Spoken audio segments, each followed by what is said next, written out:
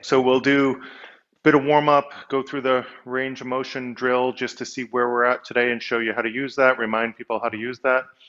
And we'll do the balance test as well, a couple different options for the balance test, and do some drills to quickly improve your balance, and then do some other drills as well. So, as usual, I'm feeling a bit rough after a couple of days at the gym. It makes me wonder why I work out.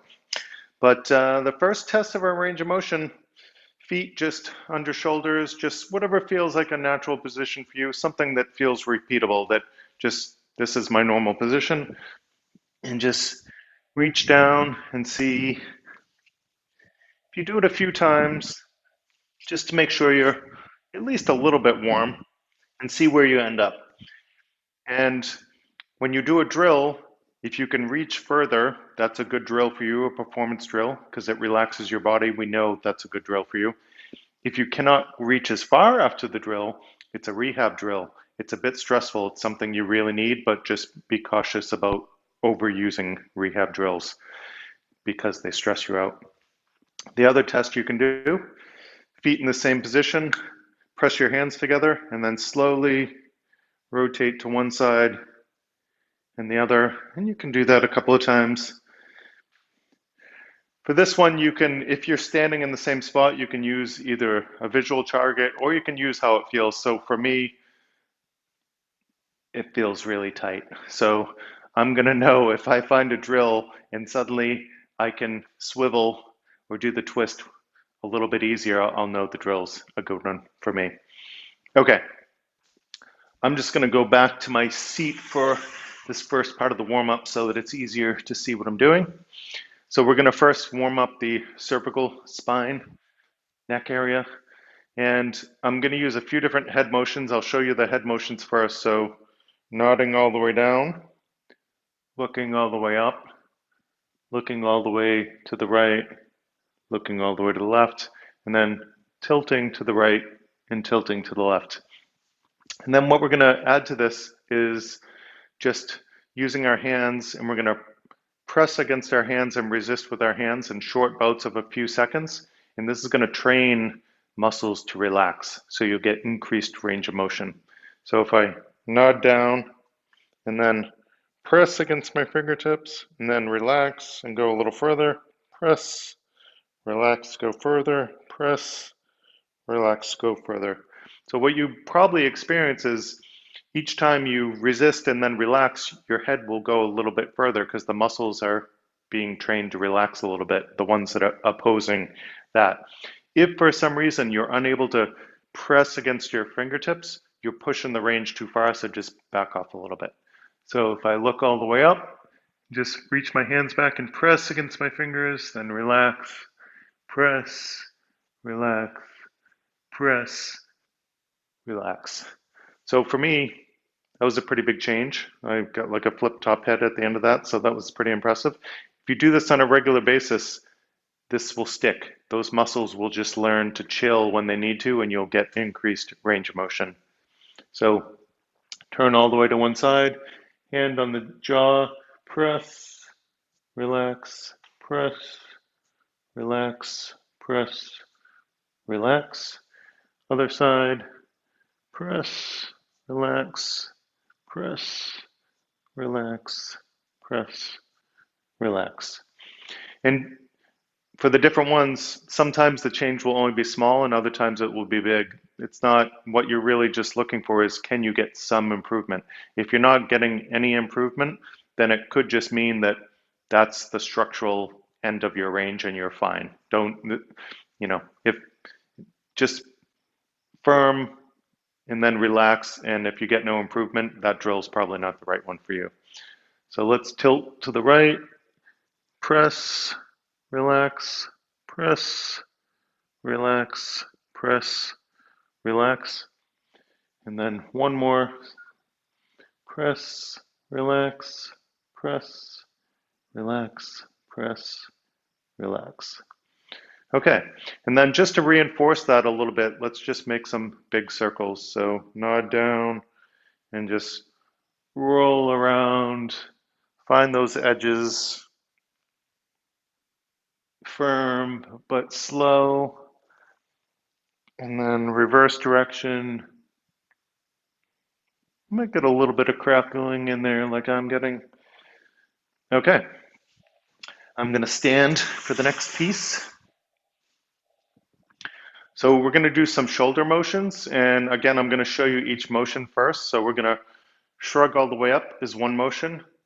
To press all the way down, like I'm trying to reach my hands all the way to the floor is one motion. And then push my shoulders all the way forward, and then push my shoulders all the way back. So if I want to make a big circle with this, let's go up, forward as far as we can go, then start going down, down as far as we can go, back, all the way up. Let's do another big circle, find those edges, and then reverse direction. Nice two big circles. There we go. Okay, for the hips, we're going to do a few different motions here. We're going to go laterally, so the leg I'm going towards stays straight, the other one just relaxes a little bit. So make sure you can control that lateral motion, especially for us gentlemen that don't have great hip control. Sometimes that one can be a little bit challenging. Took me a little while to get it. And then the other motions, I can tuck my tailbone under, or I can stick my tailbone out a bit. So either tuck under or stick it out. So then to make a circle, we'll tuck the tailbone under, go to one side, stick the tailbone out a bit, go to the other side, back to the front, and just do another big circle. Again, find those edges, and then reverse direction, two big circles. There we go. For the knees and ankles, we're again going to go to one side, go to the other side. And if you can see my feet, I'm just letting my feet roll up on the edges if they want to. So just whatever range you're comfortable with, just let your feet go wherever they want. And then we're also going to go forward and back. And for the forward and back, your feet should stay pretty flat. But again, if they push a little bit one edge or the other, that's okay. So push the knees forward, work your way around to the edge, then back, the other edge, back to the front. Let's do another big circle. Might get some crackling in the feet like me. Reverse direction. Okay, so that's just the basic joint warm-up. It's one I use a lot. There's a few other warm-ups. So if this is your first class or your first recording, be sure to check out some of the prior weeks for slightly different warm-ups so you can find the one that works best for you. Or you can just keep it interesting. So at this point, I might just recheck my range, just curious to see how much the initial warm-up has affected me. Not much so far. Oh, twist feels a bit better. So my forward, not so much, but my twist a little bit. And it could be my legs are pretty sore from a lot of squats at the gym, so that could be why. Okay, a quick sip of water for me.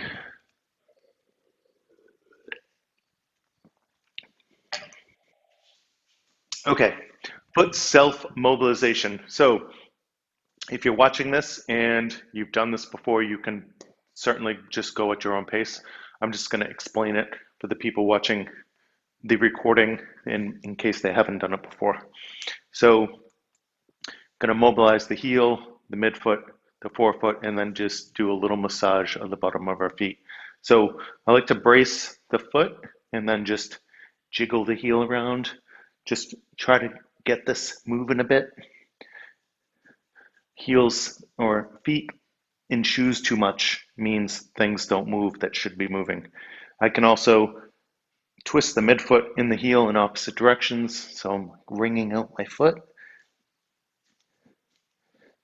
And I can also go side to side in opposite directions. And you can probably tell I'm doing this pretty firm because I do it a lot. I know I can handle it. If you're doing this for the first time, you might want to start gentle and then work up as you feel more comfortable. You can just get that forefoot moving around a bit. You can wiggle the toes back and forth a bit. You can spread the toes out. And you can brace the whole foot again and just get that whole forefoot moving around a bit. Circles. Okay, and then for the bottom of the foot, I start with fingertip pressure, working through the arch. Just nice pressure back and forth a few times. And then through the middle of the sole, I do the same thing. And then towards the outer edge of the sole, I do the same thing. And then I take the whole hand and just run it across that whole tissue a few times. And then side to side a few times. So what we're doing with this pressure, right, is we're squeezing liquid out of the tissue and then letting it come back in. So it's just going to hydrate the tissue a bit. It's going to maybe loosen that fascia up a little bit, maybe break it up a little bit with the pressure. If for some reason you're feeling pain when you're applying pressure, that's a sign of unhealthy tissue. So be sure to be gentle with that tissue, but give it some gentle love and massage until the pain. It may take a few days or longer, but just work on it gently until that tissue becomes more healthy. And if you need specific stuff with some of that tissue, also be sure to check the library and the self-myofascial release for sessions on the feet, because Lisa might have some specific stuff that you can do to work through that unhealthy tissue. Let's move to the other foot. So just work that heel a bit, get it moving. And what you'll find is if you do this a lot, things will start moving again. So ring out in opposite directions. When I first started doing this, things didn't feel like they moved much at all. And then now that I've been doing it for a while, I feel like a lot of motion has come back in my feet. And then just need that forefoot a bit. Wiggle the toes, spread the toes a little bit, and then grab the foot and just get that forefoot moving around a bit. And I even noticed some differences from left to right foot. So it's kind of interesting, you know, our bodies are a accumulation of all of our experiences, and I feel like my right foot is a bit tighter than the left for some reason. So fingertip through the arch, through the middle, and through the outer edge.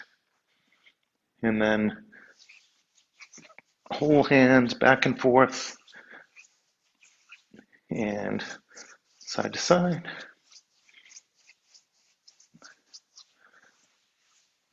All right, and that's the foot self-mobilization. So if you've been here before, you know I always love to test my range after that because that drill is one of the best ones for me. And it's a winner again. So even though I feel really tight today, after that self-myofascial release and foot mobilization, I've loosened up quite a bit.